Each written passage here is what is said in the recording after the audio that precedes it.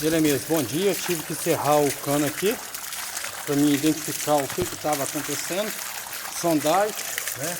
As ferramentas. Aqui, ó, eu trouxe a ferramenta que está aqui, ó, alavanca. Tive que fazer uma sondagem e aqui nós detectou a presença de algumas coisas, né? Chama lodo, né? Aqui eu vou levantar o tubo aqui, ó, para mim praticamente puxar as coisas que está entupido. Olha para você ver o que está dentro do cano. Olha para você ver, ó, entendeu? Olha o que está dentro do cano, certo?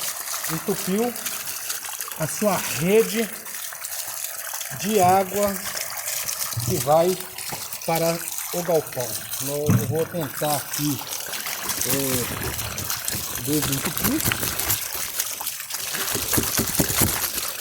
desentupir, né? Olha a quantidade de negócio entupido aqui, ó. Olha para você ver, olha. Isso é o bombeiro de manutenção. Bombeiro de manutenção sofre, hein? Procurando onde não tá saindo água. Olha para você ver, olha.